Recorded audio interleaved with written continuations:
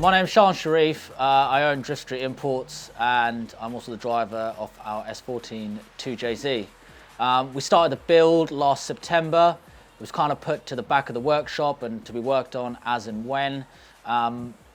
Took a little longer than what I wanted. I love to get out there and drift as much as I can, but unfortunately we run a busy workshop, work always has to come first. So it took a bit of a back seat towards the beginning of 2015. And then I went to a Drift All-Stars event actually, Essex Arena, and just watching the cars go around, just the atmosphere, the noise, everything just gave me that push to get the car finished. So it was all hands on deck pretty much from there on. We used the Nissan Talk Show event, Drift Outlaws, as our target. We all went at it pretty hard. We had Martin of MB Automotive, who does the wiring and mapping, Simon, who works for us as well, and obviously myself, and we just non-stop, like long nights, no sleep, just to get the car done, and over the moon. You know, we managed to achieve it and get it out to the event and test it. The car's really turned out better than what I expected, actually, to be honest with you. I was kind of expecting it to get some, you know, decent amount of attention, but the reaction I've been getting from a lot of people has just been phenomenal. It's overwhelming almost that, you know, we've built something that has gotten that much interest, and that's something that we can really be proud of. I mean, the way it looks is pretty much what I expect it to be. Actually, it's better when it was all in paint, because it's hard to picture it with the kit. We took a bit of a risk going with the GTA 6 fenders, but I think, in my opinion, it's a risk that's it's paid off. So yeah, more than what I expected, and really happy with it. So the car was mapped by Martin of MB Automotive, who also drives for the team. We're running a Syvex S6 ECU, which was supplied by Syvex UK. We know them quite well, and they're quite close to us as well. And the way Martin's mapped it is absolutely phenomenal. It's running a Borg Warner 8374 on the smaller housing, and it's still capable of 700, but it comes in so aggressively and so early on, it's phenomenal. And that's mated up to our sponsored 6Boost UK with one of their phenomenal manifolds that we run on all our cars, and gives great results. The car the car spec itself consists of a lot of goodies. You know, it's got the Audi TT core pack conversion done to it. We're running Motul coolers on the car. It's still a standard engine. We haven't opened it up. It's not forged or anything like that. So I knew the car before. I took it out of an Arista myself, so I knew the engine was quite good. We did all our relevant testing before we removed the engine. So it's got some nice bits in it. It's got my Bride seats, FIA approved ones, which I absolutely love. They've been in every car with me. Rocking the car harnesses as well.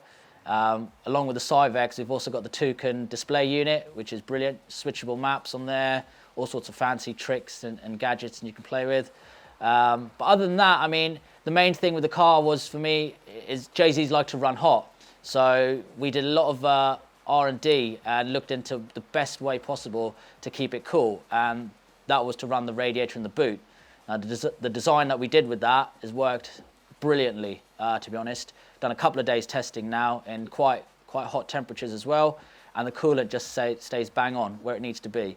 You know, no issues at all with that. So really happy with the result of how the cooling's worked. So yeah, so running a custom ACT clutch kit with the 350Z conversion, using a Collins adapter, which works really well. You know, really happy with that. The shift on the 350 box feels absolutely brilliant. Car mainly uses third and fourth gear. I'm sure if I had a big enough run up and a long enough run off area, I'd give fifth a go, but I haven't used those gears yet other than a miss shift. So it's a good gearbox to use. Rear brakes, we're running a hydro setup. Thanks to Help Performance for supporting us. We're running all their lines throughout the vehicle. Running a little bit different actually. We're not running any rear brakes. We're literally running the handbrake exclusively to the rear, and that's it, which makes for driving to be actually quite easy to get on with. Don't really notice the difference. It really helps with my driving style now. I don't tend to use the wand as much mid-drift. You know, you can just use the foot brake, which actually works quite nicely, and obviously keeps the wheels rotating at the back with no issue at all there.